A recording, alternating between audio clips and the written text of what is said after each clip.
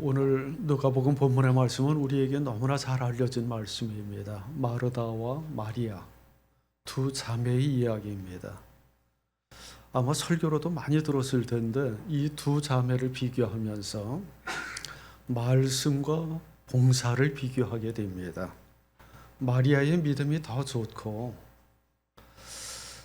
봉사만 하는 마르다보다는 말씀에 귀를 기울이는 마리아가 더 낫다. 그런 식의 얘기를 많이 합니다.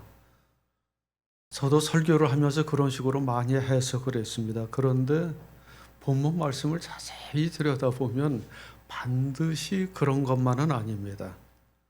오늘 본문의 내용 속에는 아주 파격적인 장면들이 많이 담겨져 있는데 현대인의 시각으로 보기에는 뭐 그게 별거냐 할 수도 있겠지만 예수님 당시의 시각으로 보면 너무나 놀라운 사건들이 담겨져 있습니다.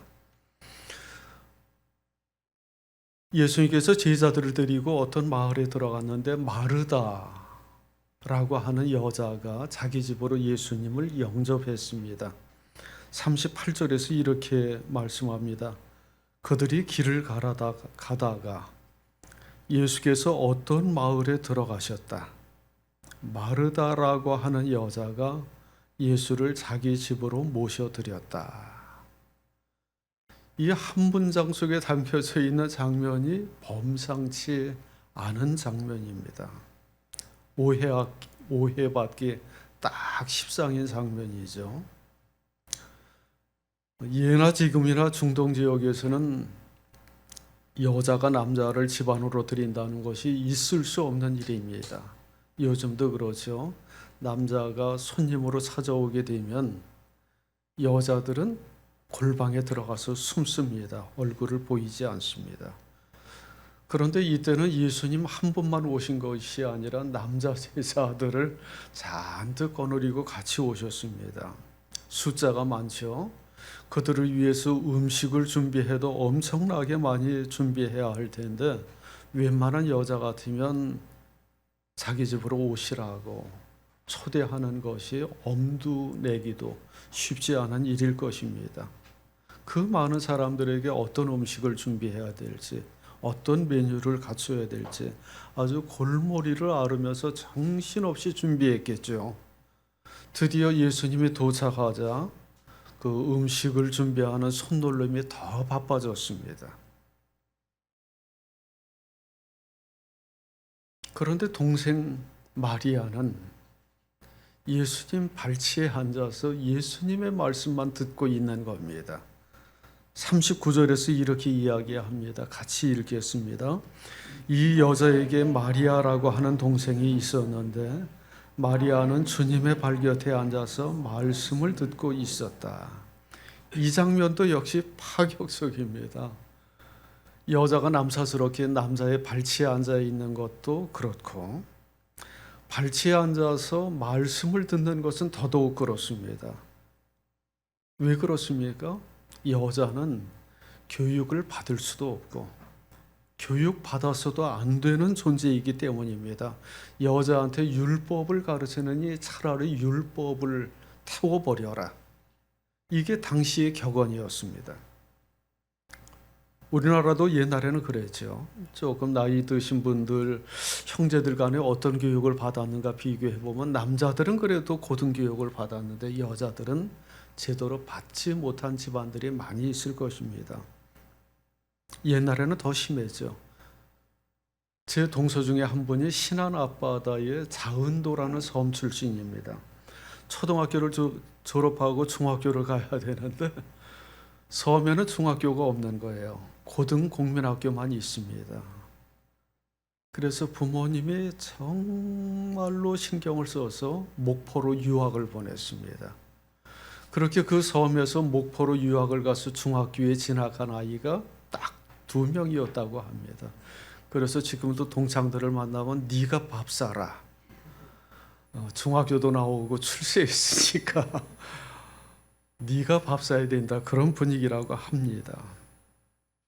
그런데 더 기가 막힌 일은 중학교에 가기 위해서 목포로 나올 때 자기 여동생도 함께 나왔습니다. 부모님이 같이 보낸 거예요. 왜 나온 줄 아십니까? 너 가서 오빠 밥 해줘라. 그래가지고 초등학교 다니는 여동생이 목포에 함께 나와서 오빠의 밥을 해줬다는 전설 같은 일화가 있습니다. 요즘 같으면 상상도 하지 못할 일이죠. 오빠 밥 해주고 뒷바라지 해주라고 초등학교 아이를 보낸 거예요. 그런 가부장적 문화 속에서 예수님 발치에 어떤 여자가 앉아서 예수님의 말씀을 듣고 교육을 받는다? 예수님의 제자가 된다? 이것은 상상도 할 수도 없는 일입니다. 아마 그 모습을 보는 사람들마다 여자가 공부를 하네? 여자도 제자를 삼네? 모두들 깜짝 놀랐을 겁니다. 그런데 그 모습을 바라보는 언니 마르다의 눈으로는 그렇게 놀라운 마음보다는 안타까운 마음이 더 컸을 겁니다. 지금 바빠 죽겠는데 공부를 하고 있네? 얼마나 얄밉게 보였을 거예요. 그래서 정신없이 부엌에서 왔다 갔다 하면서 동생한테 눈치를 줬을 텐데 그냥 눈치 없이 자기 자리만 지키고 있는 겁니다. 그 모습을 보면서 더 열받았겠죠. 아주 꼼짝도 하지 않고 움직일 기미를 보이질 않습니다. 예수님이라도 좀 이렇게 분위기 파악하고 한 말씀 해주시면 좋을 텐데 예수님도 그냥 자기 하던 대로 말씀만 가르치는 겁니다. 그러니까 얼마나 답답하겠습니까? 속이 터지겠죠. 여러분 같으면 그런 상황에 놓여 있을 때 어떤 마음이 들겠습니까? 어떻게 하시겠습니까? 바빠 죽겠는데 옆에서 한가하게 놀고 있는 거예요. 아마 보통은 뭐 이런 식으로 얘기할 것 같습니다. 야, 마리아야, 예수님도 좀 쉬도록 해라. 예수님 하루 종일 돌아다니시다가 들어와서 피곤하실 텐데 좀 쉬시도록 하고 예수님 말씀은 이따가 나랑 같이 듣자. 이렇게 얘기하면 아주 좀 점잖게 하는 말이 되겠죠. 보통은 그렇게 하게 되면 예수님도 눈치채고 그래 그렇게 해라. 그렇게 할 법한데 그래서 예수님이 이제 건너방으로 건너가면 마리아 머리채를 붙들고 부엌으로 끌고 갔겠죠. 이게 보통 우리로서 연상할 수 있는 분위기인데 마르다는 그렇게 하지를 않은 겁니다. 화가 날 대로 났고 동생도 야속하지만 예수님도 미웠을 것 같아요. 그래서 동생한테 말하지 않고 예수님한테 대놓고 얘기를 합니다. 하기야 예수님의 동생을 붙잡아 둔 거니까 예수님이 원인 제공자죠. 예수님 때문에 붙들려 있는 것이기도 하니까 화풀이 하듯이 예수님한테 얘기하기를 40절에서 이렇게 말씀을 합니다. 그러나 마르다는 여러 가지 접대하는 일로 분주하였다. 그래서 마르다가 예수께 와서 말하였다. 주님, 내 동생이 나 혼자 일하게 두는 것을 아무렇지 않게 생각하십니까? 가서 거들어 주라고 내 동생에게 말씀해 주십시오. 지금 주방 일이 너무 바쁘니까 나 혼자서는 일하지 못하니까 말씀을 잠시 중단하시고 나한테 보내주십시오. 그렇게 요청을 합니다. 예수님은 난감했을 것 같습니다. 부탁을 받는 입장에서 둘 중에 하나를 선택해야 되는 양자택일의 선택 상황입니다. 그냥 계속 말씀을 전하느냐 아니면 가서 주방 일을 돕도록 하느냐 둘 중에 하나입니다. 말씀과 봉사 둘 중에 어느 쪽을 택할 것인가 하는 상황인데 이 두 가지는 교회에서 너무나 중요한 겁니다. 하나는 말씀, 하나는 봉사. 둘 다 중요한데 이 둘 중에서 어느 쪽이 더 중요한지를 놓고서 논쟁을 벌인 적도 참 많고요. 대표적으로 사도행전에 나오는 초대교회에서 그런 상황이 벌어진 적이 있습니다. 교인들의 숫자가 점점 불어나면서 구제하고 봉사해야 할 일들이 많아지니까 교인들 사이에 불평과 원망도 쏟아지고 이 문제를 어떻게 처리할까 고민을 하다가 사도들이 이런 말을 했습니다. 우리가 하나님의 말씀을 전하는 일은 제쳐놓고서 음식 베푸는 일에 힘쓰는 것은 좋지 못합니다. 어떻게 할까 하다가 7 집사를 선출했죠. 그들로 하여금 봉사의 일을 맡기도록 했습니다. 그래서 지금까지도 집사는 디아코니아, 봉사하는 사람입니다. 예수님께서 광야에서 시험 받을 때도 비슷한 상황이 펼쳐졌는데 40일 동안 금식을 하고 마귀가 다가와서 시험하기를 돌로 떡을 한번 만들어 봐라 얘기했을 때 뭐라고 대답하십니까? 신명기 8장 3절의 말씀을 인용을 해서 이렇게 대답을 합니다. 성경에 기록하기를 사람이 빵으로만 살 것이 아니라 하나님의 입에서 나오는 모든 말씀으로 살 것이다 하였다. 먹는 것보다는 하나님의 말씀이 더 중요하다라는 뜻의 말씀입니다. 이런 말씀들을 보면은 먹는 것보다는 말씀이 훨씬 더 중요하고 봉사보다는 말씀이 앞서가는 것이다 라고 생각할 수 있습니다. 여러분도 동의하십니까? 대체로 그런 분위기죠. 우리 교회 안에도 여러 가지의 직분들이 있습니다. 목사, 장로, 권사, 집사, 구역장, 교사 등등 여러 가지의 직분이 있지만 그 중에서도 특별히 말씀을 가르치는 직분을 중요하게 생각하는 경향이 있습니다. 저희 집사람이 요리를 잘한다고 소문이 났는데 그래서 기회가 닿는 대로 음식을 만들어서 육의 양식을 주변 사람들에게 공급합니다. 그러면 막 칭찬을 하죠. 맛있다, 감사하다. 하지만 아무리 요리를 잘한다고 할지라도 영의 양식을 먹이고 준비하는 목사에게는 미치지 못합니다. 아무리 후지게 설교를 하고 말씀을 엉망으로 전할지라도 영의 양식은 고상한 것, 육의 양식은 저급한 것. 보통 그렇게 생각합니다. 동의하십니까? 아닙니다. 가톨릭 수도원에도 2가지 종류가 있는데요. 하나는 관상 수도원, 하나는 활동 수도원입니다. 관상 수도원은 말씀과 기도를 중시하는 수도원이고 활동 수도원은 사회 봉사를 중시하는 수도원입니다. 극단적인 관상 수도원에서는 봉쇄 수도원 안에 갇혀서 한평생 말씀과 기도로만 세월을 보내는 사람들이 있습니다. 반면에 활동 수도원은 자유롭습니다. 사회 속에 나와서 다양한 봉사 활동을 합니다. 언젠가 KBS 인간 극장에서 보니까 수녀 2명이 수도원에서 나와서 민박집을 차렸더라고요.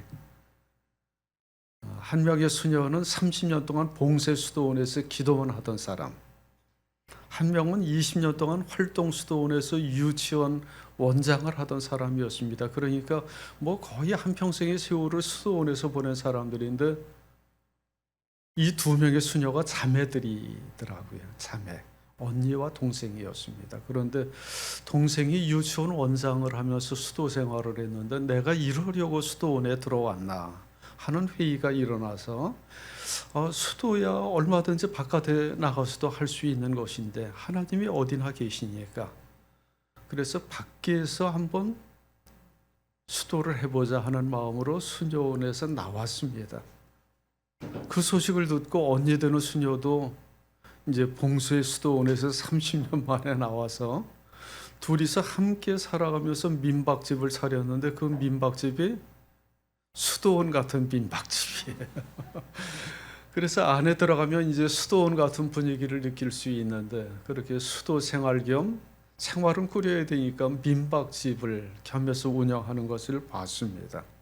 그래서 봉쇄 수도원 출신 그리고 활동 수도원 출신의 수녀 2명이 의기투합해서 민박집을 꾸려나가기 시작했습니다.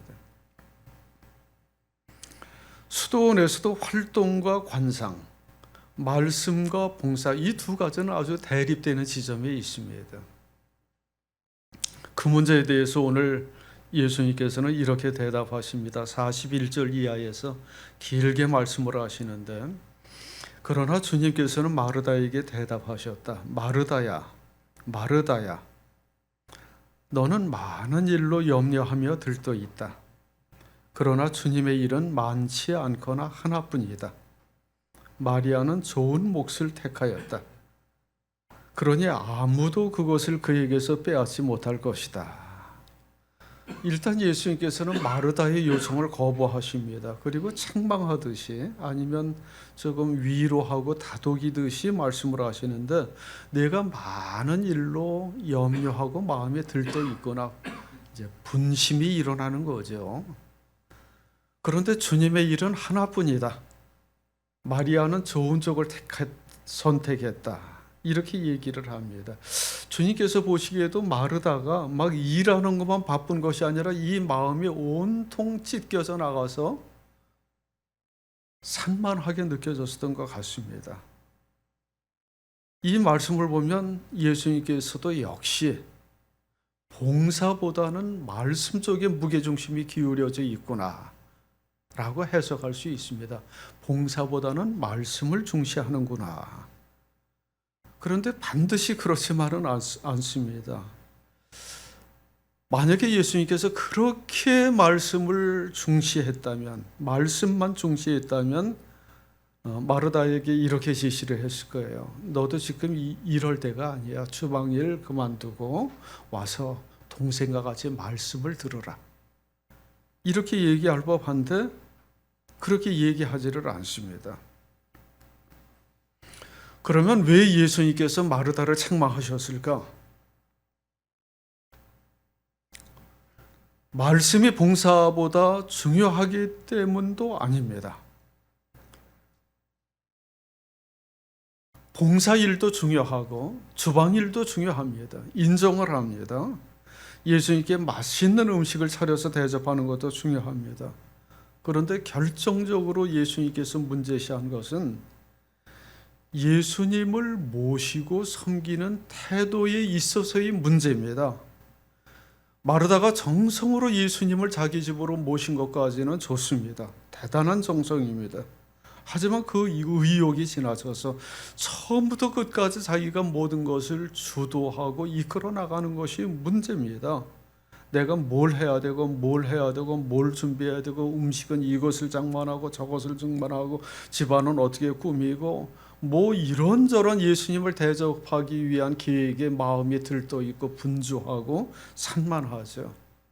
그러다 보니까 예수님을 놓쳐버린 거예요. 예수님의 마음에서 빠져나갈 수 있습니다. 그럴 수 있죠. 여러분, 무슨 일을 아주 골몰하게 집중하다 보면 막 이것저것 일에만 매이다 보면 정작 그 일을 하는 목적과 그 일을 통해서 누군가 대접하고 섬기고자 하는 그 주인공 되는 사람의 마음에서 빠져나갈 수 있습니다. 자기가 모든 것을 주도하다 보니까 마음이 산만해지고 예수님한테 마음이 가지를 않는 거예요. 심지어는 동생이 예수님의 말씀에 귀를 기울이는 것까지도 못마땅하게 여겼습니다.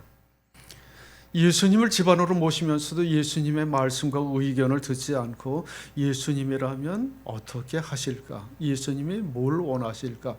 예수님은 뭘 좋아하실까? 묻지도 않고 자기가 처음부터 끝까지 모든 것을 주도해 나가는 겁니다. 이게 결정적인 잘못이에요. 우리가 신앙생활할 때도 마찬가지입니다. 예수님을 우리의 마음의 집으로 모실 때도 마찬가지고 예수님을 우리의 가정에 모실 때도 마찬가지입니다. 제일 먼저 해야 할 일은 예수님을 주인의 자리에 앉혀드리는 것, 우리 마음의 중심에 모셔드리는 것입니다. 예수님이라면 어떻게 하시겠습니까? 예수님 어떻게 해야 될까요? 예수님은 무엇을 원하십니까? 예수님이 제 삶의 주인 아닙니까? 예수님의 의견을 먼저 물어보고 그 말씀을 따라 나서는 것이 예수님을 바르게 모시고 섬기는 자세죠. 내가 모든 것을 결정하고 예수님은 그냥 거기 앉아 계십시오 하고 무시하고 예수님은 안중에 두지도 않는 자세는 예수님을 위해서 아무리 많은 일을 하고 내가 이렇게 수고하고 애쓴다고 할지라도 인정받을 수 없는 자세입니다.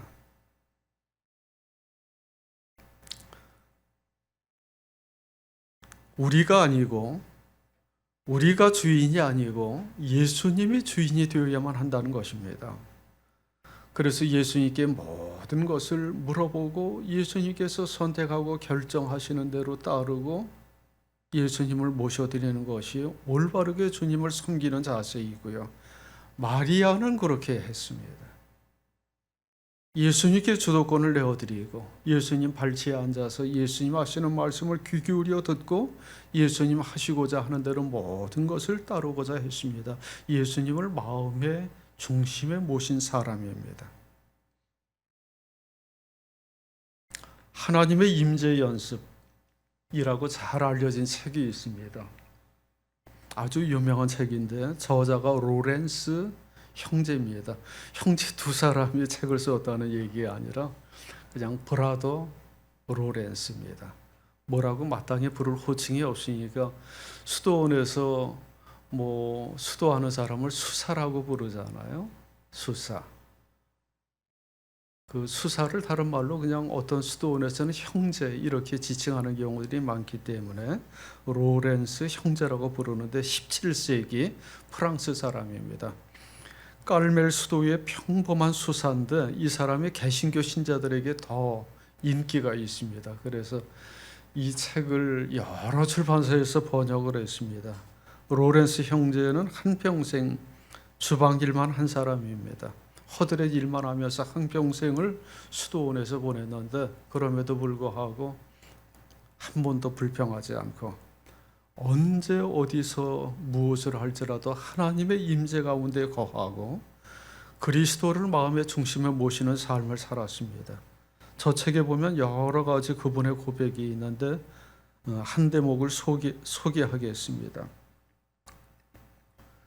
꼭 큰 일만 해야 할 필요는 없다.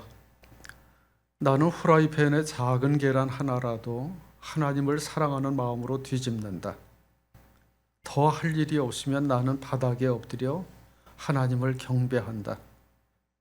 그리고 나서 일어날 때면 나는 어떤 왕보다도 더 만족감을 느낀다.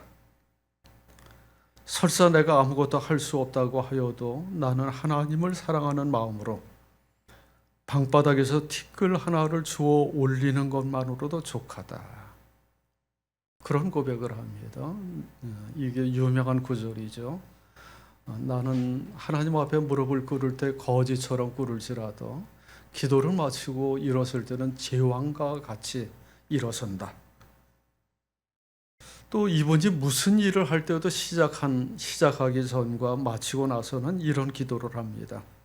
하나님은 저와 함께 계십니다. 저는 지금 하나님의 뜻에 따라서 이 일을 시작하려고 합니다. 저에게 은혜를 내리사 주님과 함께 있게 하시고 주님의 임재 안에 거하게 하옵소서. 저와 함께 일해 주옵소서. 그러면 제가 하는 일은 최상의 것이 될 것입니다. 이 일과 저의 모든 감정들을 하나님을 향한 사랑의 제물로 받아 주옵소서. 그렇게 일을 시작하고 마친다고 합니다. 말씀이냐 봉사냐, 둘 중에 하나를 선택하는 것이 정말로 쉽지 않은 문제입니다. 둘 다 중요한 겁니다. 예수님께서는 이 땅에 말씀 선포자로도 오셨고 섬기는 자로도 오셨습니다. 나는 너희 중에 섬기는 자로 있노라 말씀하십니다. 말씀을 전하기도 하셨지만 허리에 수건을 두르고 봉사하기도 하셨습니다. 그래서 둘 중에 하나를 선택 결정하는 것보다 더 중요한 것은 무엇을 할지라도 예수님을 우리의 마음의 중심에 모시고 예수님의 마음을 헤아리고 주인으로 섬기는 자세입니다. 사도 바울은 교회를 섬기는 자세에 대해서 오늘 골로새서 1장 24절에서 이렇게 고백합니다. 이제 나는 여러분을 위하여 고난을 받는 것을 기쁘게 여기고 있으며 그리스도의 남은 고난을 그분의 몸, 곧 교회를 위하여 내 육신으로 채워가고 있습니다. 주님을 섬기듯이 주님의 몸된 교회를 섬기고 기쁨으로 그분의 남은 고난을 내 육체에 채워나간다 하고 고백을 합니다. 얼마나 감동적인 자세입니까? 그게 섬기는 자세의 원형이라고 할 수 있죠. 간혹 저는 우리 교우들이 교회를 섬기는 모습을 보면서 감동받을 때가 있습니다. 적은 교회 일하는 사람도 그렇게 많지 않아서 해야 할 일도 많고 분담해야 될 일들도 많은데 불평 없이 정성스럽게 섬기는 모습을 보면 참 감사하다라는 생각이 듭니다. 어떤 분은 교회 청소를 할 때 자기 집에서 청소 도구를 가져옵니다. 이게 자기 손에 익숙하다고. 그래서 아주 구석구석 쓸고 닦고 청소를 하는데 그분이 청소를 마치고 돌아가면 이제 화장실에도 맨발 벗고 들어갈 정도로 깨끗이 청소를 해 놓습니다. 뭐 의자고 바닥이고 얼룩진 때가 아주 깨끗하게 사라지는 거예요. 주방 일을 하는데 설거지를 도맡아서 하시는 분들이 있고요. 음식을 준비할 때 아주 지극정성으로 음식을 준비해 오시는 분들이 있습니다. 언젠가는 한번 어떤 분에게 조금 긴 분량의 성구를 한번 좀 녹음 좀 해달라고 부탁을 한 적이 있는데 틀려도 괜찮다고 얘기를 했죠. 왜냐하면 요즘은 짜깁기 할 수 있으니까. 옛날에 녹음 테이프로 녹음할 때는 정말 힘든 게 하다가 중간에 한번 딱 틀리면 지우고 처음부터 다시. 그래서 너무나 힘든데 요즘은 이제 디지털로 하기 때문에 그냥 끊어내고 이어서 편집하면 되는데 딱 보내온 걸 보니까 한 군데도 틀리지 않고 완벽하게 녹음을 한 거예요. 그게 어떻게 가능한지 지금도 궁금합니다. 하여튼 청소를 하든지 설거지를 하든지 찬양을 하든 구역장 교사를 하든 무슨 일을 하든지 마르다의 자세가 아니라 마리아의 자세로 하고 예수님을 마음의 중심에 모시고 예수님을 섬기는 마음으로 로렌스 형제처럼 부엌에서도 섬기는 삶을 통해서 늘 하나님의 임재를 경험하고 하나님의 임재 가운데 거하는 복된 삶이 될 수 있기를 간절히 바랍니다.